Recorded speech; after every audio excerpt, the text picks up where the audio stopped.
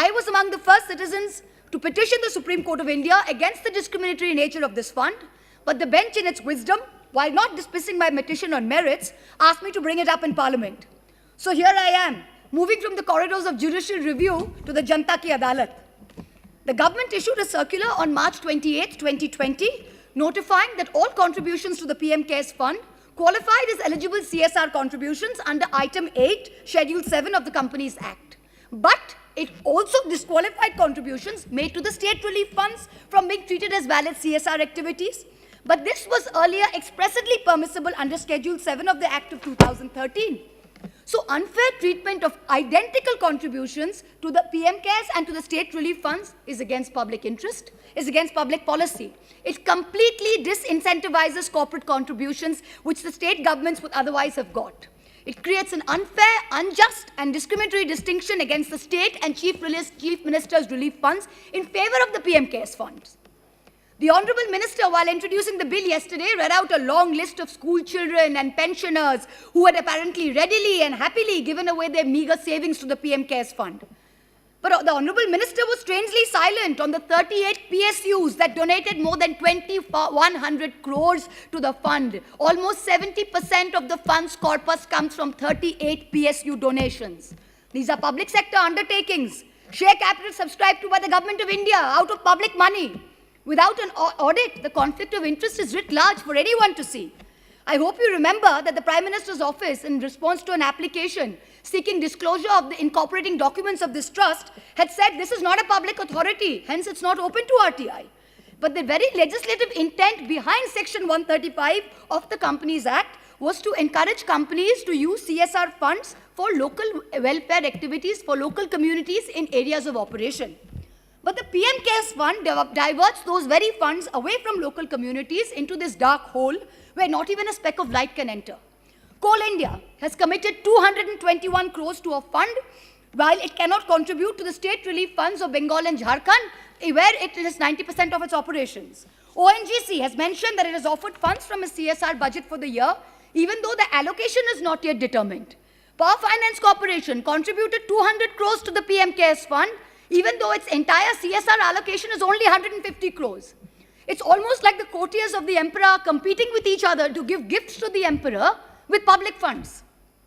If these improprieties were not enough, then please consider the massive donations made by Chinese companies. This is horrific. Xiaomi, a Chinese company accused of snooping on people, gave the fund 10 crores. TikTok, currently banned by this government only a few weeks ago, gave 30 crores. Huawei, banned around the world for its well-documented links to the Chinese army, gave 10 crores. Why did you take this money from our enemies? Why don't you return this tainted money?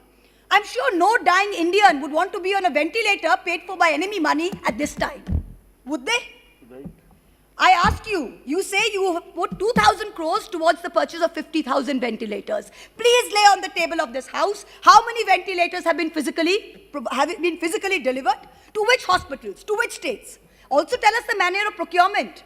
The way airwaves and the way airports are sold in this country to crony capitalists, I hope this procurement was not done by those same individuals. This is a question that we need to ask.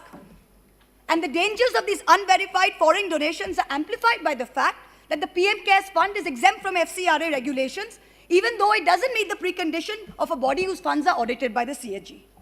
You are bringing the PM CARES Fund under the ambit of the same clause that governs the Prime Minister's National Relief Fund, the existing fund. What is the need to institute a new fund where one exists? Prime Ministers will come and go, but the existence of a fund is not up for discussion. What is this need to name everything after one individual? What is this need? This is a democracy. It is not an elected autocracy. We need to remind this government. First, you are raising funds on the basis of public office. The very name, a Prime Minister's fund, makes people think this is government authority. So by saying it is not open to RTI, you are running away from the spirit of transparency you claim to be wedded to. Second, cabinet ministers are trustees administering the funds. So you are impermissibly expanding the scope of your ministerial office in excess of the mandate determined by the Constitution.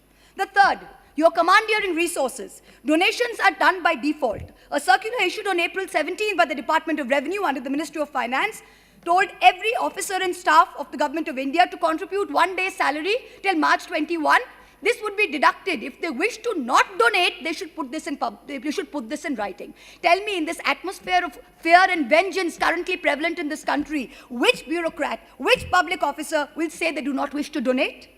I have only a few minutes left, and so bear with my bluntness. To this government, I say, stop lying to us all the time about growth rates, about migrant welfare, about expenditure, and the laughable delusion that the PM cares. Stop marketing 20,000 crore packages as relief measures, when in truth, it comprises money already spent and money to be given as loans, an imaginary money that will never reach the people it is supposed to. Stop cheating the state governments of their dues made through a constitutional promise. Stop wasting funds on vanity projects when the state governments who actually make a difference are deprived time and again. And so, I end by saying that today's India reminds me of Hans Christian Andersen's story, The Emperor's New Clothes, where the emperor was cloaked in nothing, but his sycophantic courtiers could not tell him so. The Bengali poet Nirendranath Chakraborty, in his poem Ulango Raja, said only one small innocent little boy in the entire kingdom had the courage to stand up and ask the naked emperor, Raja, tor kapod koi? Today I ask the same question, Emperor, where are your clothes? Thank you.